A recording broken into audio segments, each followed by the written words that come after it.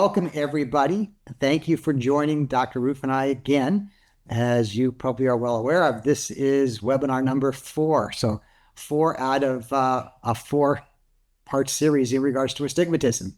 Who I would ever thought that there would be 4 different webinars on astigmatism. But I think hopefully if you've been watching, we've answered a lot of questions. Maybe we've opened up your mind. We've made your clinical acumen just a tiny bit better. And just as a reintroduction, I'm Dr. Kurt Moody. So I've been retired now from Johnson & Johnson for about 10 months almost now. Prior to that, I worked at J&J for about 20 years. I was in practice for 22 years. I'm a fellow and a diplomate in the American Academy of Optometry. Right now, like I said, as a retiree, I'm doing a little bit of consulting. I do it for J&J, I do it for Lens Therapeutics, and also, obviously, Eyes on Eye Care. So happy that you are all here with us. And as you see, I've got my better half here, at least on screen, Dr. Rueff. So Erin, would you like to introduce yourself again? So I'm Erin Rueff. If you haven't tuned into any of the other webinars, I am an associate professor and lead the contact lens department at the Southern California College of Optometry. And I do a lot of work with contact lenses and trying to kind of figure out why people do or don't succeed with contact lenses. And so astigmatism is a really ripe topic when talking about that. And so we're going to kind of finish up our discussion tonight and talk about topics in astigmatic contact lens wear that kind of we've touched over the last 3 episodes or webinars and how that can sort of shape our practice. So we'll review some of the concepts we talked about, answer some of your questions, and go from there. Sound good, Kurt? Yeah, sounds great. I know we had definitely had some top questions. So on these last 3 webinars, we asked you all some little poll questions, and some of the answers were pretty eye-opening for Erin and I. So we've gone back through those, and we thought, we're going to bring out some of the top ones. We're going to kind of ask them once again, and then we're going to show you the results from the first one, see how much tonight's audience kind of matches what we had in the past. And then, Erin, I think you and I will probably just talk over the answers a little bit. Yep. Yeah. So again, these are some of the questions that were put in the earlier webinars, and we're kind of we're going to do a test to see if it changed or not. So here's one of the first questions we asked, I think in the first week. Sorry, my box is covering up here. The question is, what amount of astigmatic correction would address at least 90% of patients' astigmatic needs?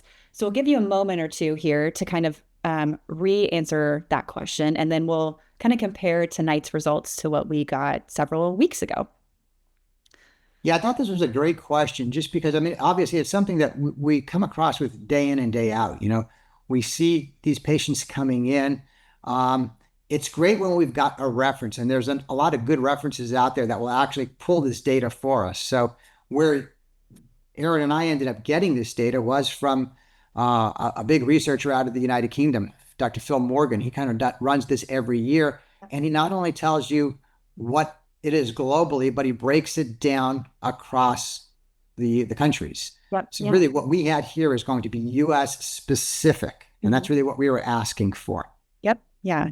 If you haven't read those Morgan papers every year, they're always really interesting to me to kind of get a sense of prescribing patterns here in the US, but also in other continents, and also just what's kind of going on. It gives me a sense of what I should be doing better kind of when I read those papers. Okay, you ready to see what? Yeah, you see we've got the results up there, Erin. Did you see them?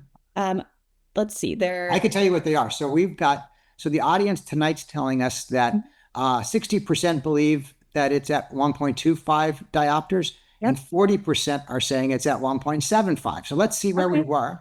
So here's what we said last time, what the group said last time. We had 80% at saying 1.25 and 15% saying 1.75. Do you want to tell them what the right answer is? Yes, I think, when we wrote this up, it was really based upon the answer being 1.75, because the data tells us that 97.5% of the US population is at 1.75% or less. Mm-hmm. So I think, we're starting to see people are going in the right direction. It was 15% the first time. Now we got up to 40%.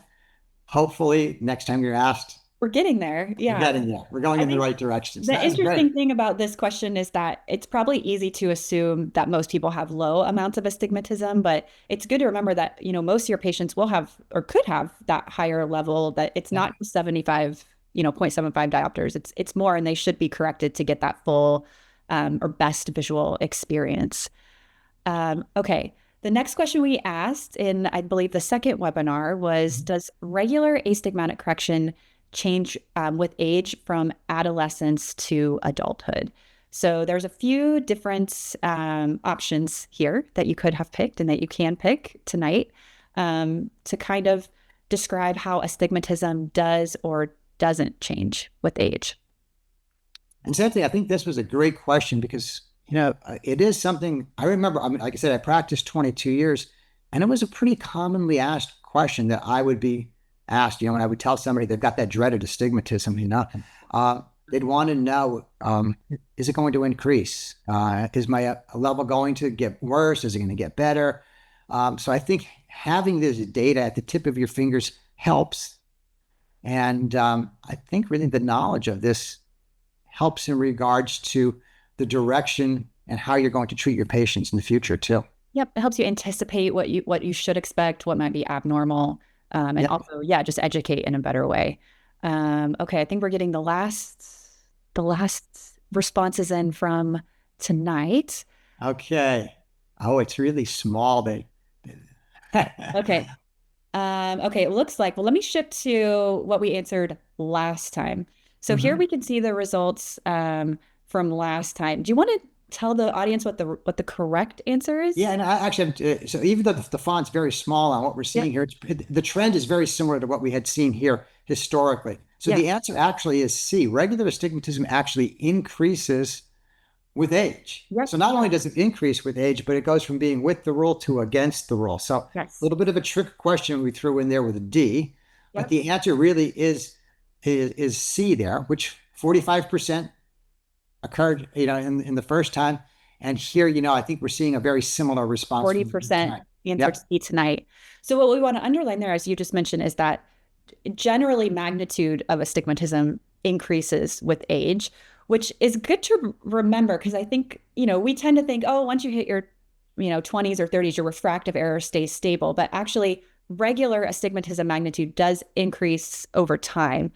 And as you said, that D option was a trick question because as we'll talk about a little bit later tonight, we actually see with the rule kind of switch towards against the rule orientation with age as well, which might be advantageous for you. So just again, some good things to remember. Normal astigmatism does increase with age, which we need to keep in mind with our presbyopes who need presbyopic multifocal correction, but they're also going to need toric correction as well. Yeah, absolutely. A lot of those patients that we fit with the spherical lens in their 20s and 30s, once they become presbyopic, I would not be surprised to see they've got 3/4 and even 1.25. I went from having a half to 175 myself. Exactly. And it's good to be able to talk to them about that. That's okay. That's normal. It's nothing to worry about, right? Again, everybody likes to describe astigmatism as like a stigma. It can sound like something more worrisome to a patient. It's totally normal as we age. Okay, let's look on our next slide here. Yeah, Erin, this was great. I know I sent you this article because it really surprised the heck out of me when I ended up seeing it. What this was, as you could see, this came from Anterior Lens, or Contact Lens and Anterior Eye. That's the Journal of the British Contact Lens Association.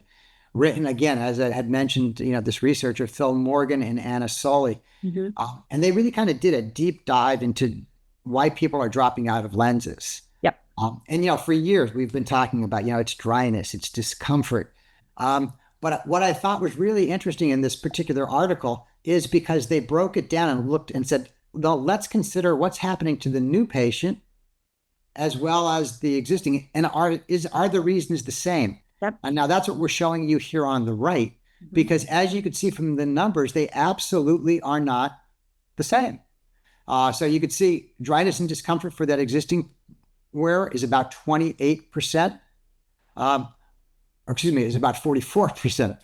But if you look at the column on the left, that's that new patient. What jumps out is 57% of those people dropping out is because of vision. And I thought the most striking thing was they drop out within the first 60 days. Retention rate is only 74%. 26% of people are dropping out. This paper was super interesting. I loved reading this paper. As I mentioned, I love talking about and kind of thinking out of the box about why people aren't succeeding with contacts. And this paper kind of shined a light on a lot of reasons that are really under acknowledged, and the main one being vision, right? They're looking at this really vulnerable group of contact lens wearers, new wearers, right? And I think it's so easy to just assume they're uncomfortable, but look at all of these reasons for vision that are causing their dropout, that should be super compelling to us as clinicians to not just look at comfort when we're kind of trying to choose a lens, but really trying to nail vision. And as we're talking about astigmatic patients tonight, that means correcting all amounts of astigmatism. So yeah, some maybe takeaways or some things that you might think about as you read this paper a little bit more is, kind of ways we can refine vision, maximize vision as we're fitting contact lenses. And for me, that just means being really thoughtful with the refractive data that you're coming to your fitting set with. So that means getting a fresh refraction every day or at the fitting, thinking about how you're refracting in a real world environment with ambient light, making sure you're balancing patients. I work with students and they always say, oh, I don't need to balance a presbyope because they can't accommodate. But that is not true. A presbyope might take a quarter more in the right eye and a quarter less in the left on that monocular refraction. So doing something like a red-green balance or a binocular blur balance can be really helpful. Again, correcting all astigmatism. Once they hit 0.75, we should be offering a toric lens to them. If their vision's not good enough and they have a half diopter of astigmatism, I've tried correcting that amount too, especially in lower hyperopes or myopes. They might be sensitive to those low amounts of astigmatism.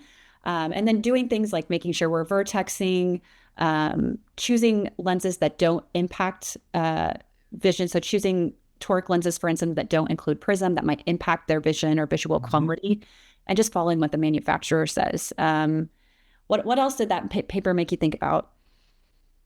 I definitely loved the idea, and I think you already called it out, the fact that you've got to reach out to your patients. Yeah. Especially with vision being so darn important. And you would almost think, hey, we're optometrists. We've got vision, we do it so well.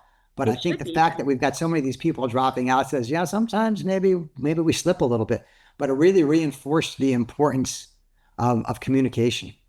A follow-up, right? So whether that's actually scheduling them for an in-office visit or just reaching out with a text or an email or having a staff member give them a call to say, hey, how are you doing? Giving that patient an opportunity to express their concern or whatever they're unhappy with. This paper also talked about the silent sufferer, they called them. And those silent sufferers, I think they said anywhere between like 70 or 80%-ish would just find a solution on their own. And we know that solution is going to be to drop out, to discontinue, where their solution is not going to be to contact their doctor, especially if they're a new wearer. They're just going to say, this wasn't for me. So really thinking about keeping those lines of communication open within the first 2 months, but I would say even well before that, right? Before they really fall off the wagon, so to say.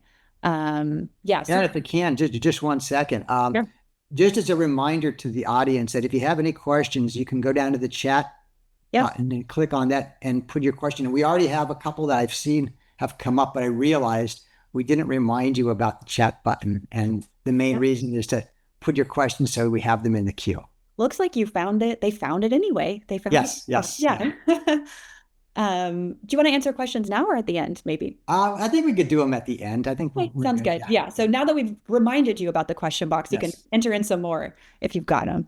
Okay. Because I think we have more poll questions. We do. Yeah. We do. So next question here. I think we asked this in the third webinar. When you're considering a toric IOL to a patient, what measurement is important? So this was sort of a test of kind of understanding how astigmatism is sort of compounded in the eye, basically, I would say. So we'll give you a few moments here to answer this question again tonight.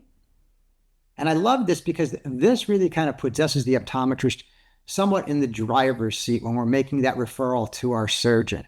I think, we know the patient better than anyone. And if we could, because we understand this so well, if we can make that very correct referral and educate the patient on, should you consider a spherical IOL? a multifocal IOL? Should it be a toric IOL or a toric multifocal IOL? I mean, it really is the emphasis that we as the optometrists really have to know this area so darn well. And this is really critical in making that suggestion or that referral. Right, because their surgeon may not have as much time maybe as we have to chat with them about that. So being able to kind of arm them with some information, and also that helps them feel confident in you, so they'll come back to you for their sort of care afterwards, after the surgery is all said and done. Okay, so let's see. I think the results are almost Okay, here we go. Yeah, we've got the results, and what they're telling us that 27% are saying it's the total refractive astigmatism, and 36% are saying corneal astigmatism. So that's good that we've seen a little bit of a shift from last time. Yes, because the answer is B, correct? Corneal Yes. astigmatism. Yes. Yeah, because you have to remember you're taking that lens out of the eye, and your total astigmatism is a combination of your corneal astigmatism plus your lenticular. Yeah. So really the only thing that you should be concerned with is how much corneal astigmatism is there to make that suggestion to the patient. Is a toric IOL something that could be an option? And the toric IOLs work so darn well. Yeah, they're getting better and better. So yeah, that's a great kind of tip to be able to give to a patient based on what you can measure in your office. And yeah, it's just a reminder of the total astigmatism equals the cornea and the lens. And when we take the lens out, it's just the cornea. All right. Good. How about let's take a look at our next one. Next question. So we talked in one of the last webinars about how different lenses correct astigmatism in different ways. And specifically, we talked about prism ballasted and how vertical prism might be introduced into a soft toric lens. So the question was, what is the ANSI standard for vertical prism imbalance in a soft toric contact lens? Again, great question here. And, I think we actually, after we see the results on here, there is a question that came into the queue, actually in regards to prism-free optic zone in a monocular astigmat. And I think simply because you brought that up, Erin, in your items there. So the audience question, and you could probably elaborate on this, is can you elaborate on using a prism-free optic zone? Yeah, this would be a good time actually while we're waiting on answers to come in. Yeah. Let me, like you said, elaborate a little more about that. So soft toric lenses are stabilized in kind of two different basic ways, either using a prism, a vertical prism that sort of weights the lens down, or there's a type of lens design where instead of using prism, the lens is sort of thinned out on the top and the bottom. You might remember learning in school, it's called like a double thin zone or double slab off. And so it's not relying on gravity or a prism. It's kind of relying on the natural forces around the eye to kind of allow the lens to tuck under the lids. So the issue with a prism ballasted lens is that while you're using the weight of the prism to stabilize a lens, you still are subject to the visual impacts of vertical prism.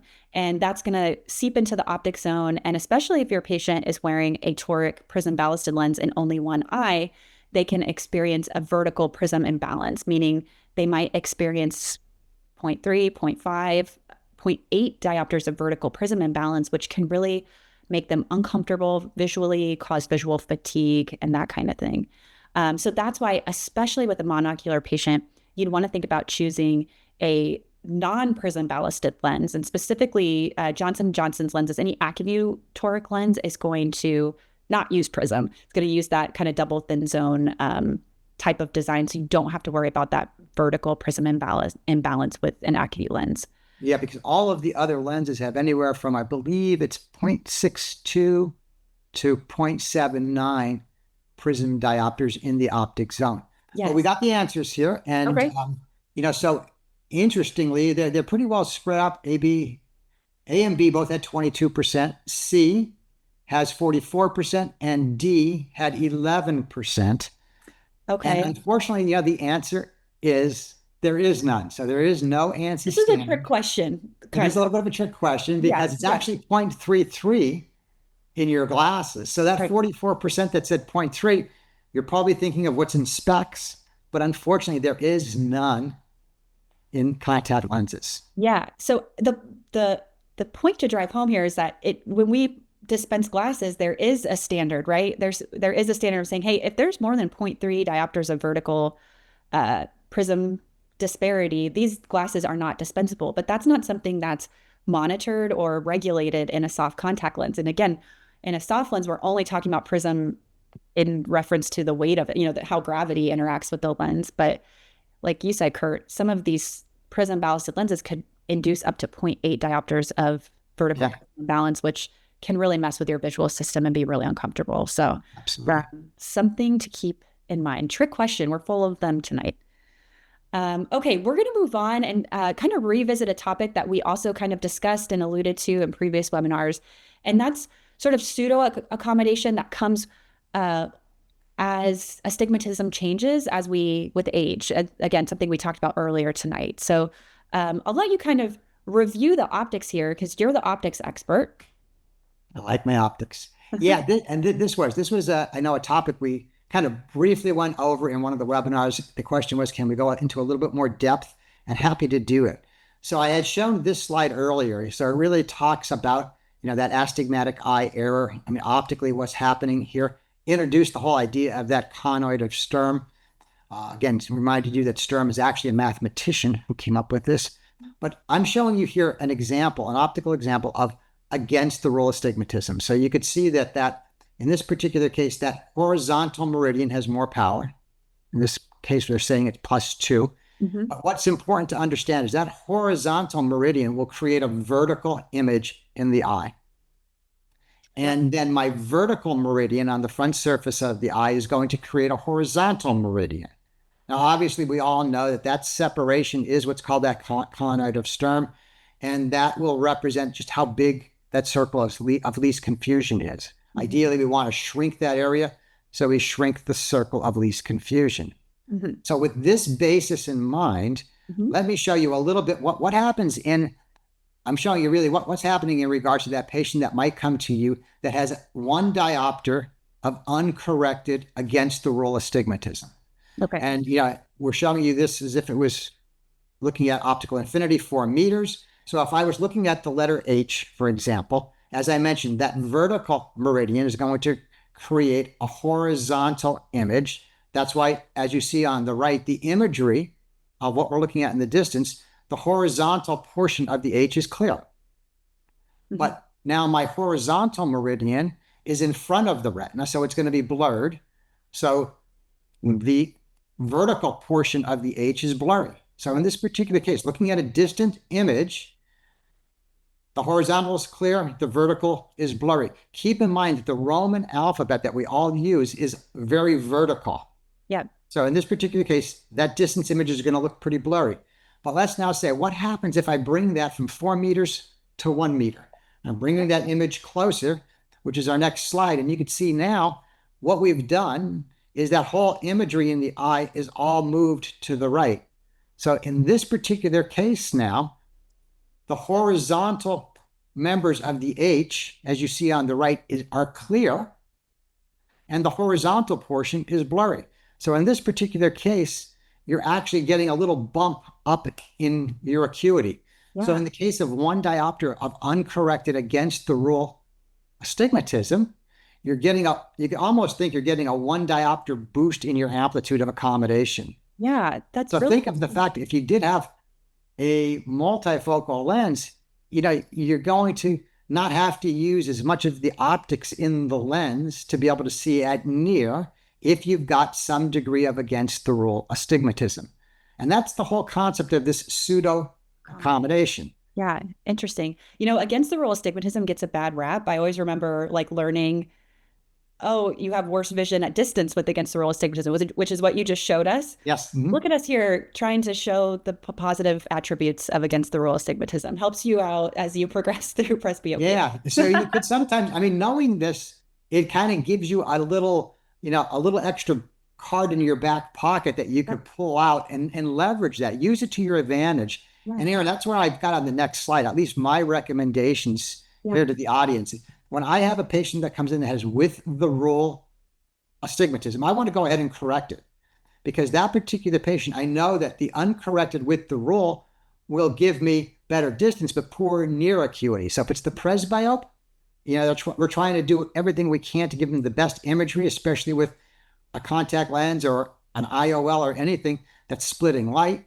But if I have the against the rule astigmat, and if it's in the non-dominant eye, I'm going to want to try to use that to my advantage.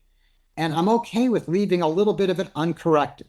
Now, if they've got 2 diopters, 2.5, no. Right. But if it's a half, if it's 3/4, maybe even a diopter, I want to use that to my advantage. So maybe just kind of keep that in mind. It could be that clinical pearl that could take you from maybe an unsuccessful patient to a successful one. For sure. Especially when we think about, I feel like in my practice, I've definitely noticed most people really prioritize near and intermediate a lot more than distance in the last several years. And so that's why you might, like you said, just kind of leave it alone because it's going to give them a little boost kind of without any other work.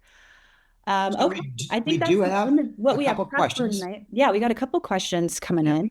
And again, if you have any, throw them into the chat. This is definitely the time we're going to address them. We've only have a few minutes left, but by all means, we'll try to get through everything we've got here. So the first question that came in was in regards to that first probably poll question that we brought up in regards to the fact that astigmatism increases with age. The question we got from the audience was asking if that increase in cylinder is lenticular or if it's corneal.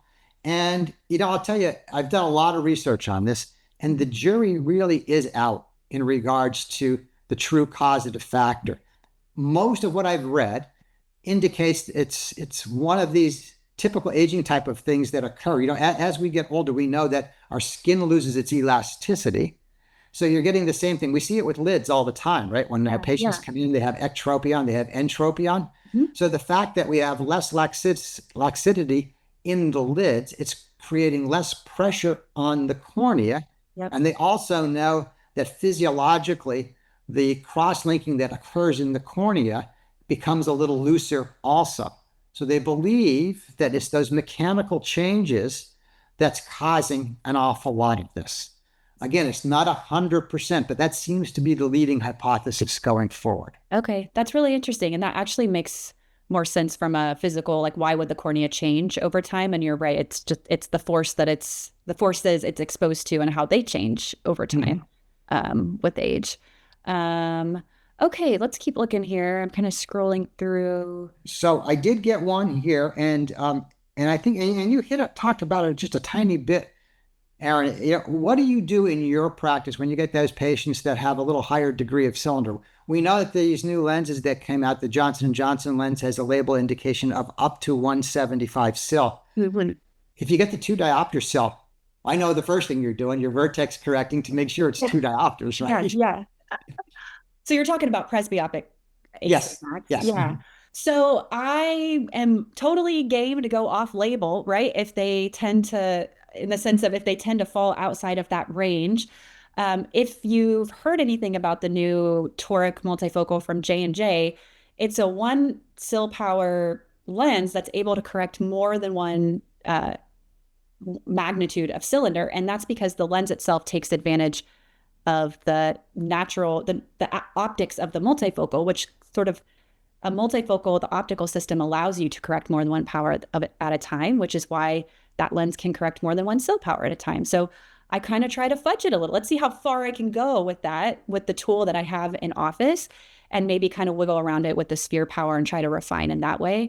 But definitely if my patients start getting into they have higher amounts of corneal astigmatism, 2.5 diopters, I am quick to move to a GP multifocal. I love GP multifocals. They provide excellent vision for patients. And so don't be afraid to move to that. Don't be afraid of the comfort. That can actually usually be pretty easy to move around when they get such great vision.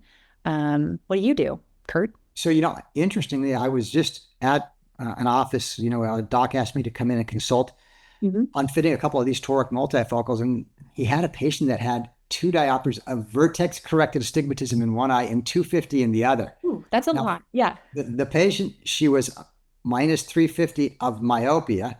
And I told him right off the bat, I said, I kind of doubt the toric multifocal is going to work. I mean, it's a lot of astigmatism. Fortunately, the 250 was in the non-dominant eye.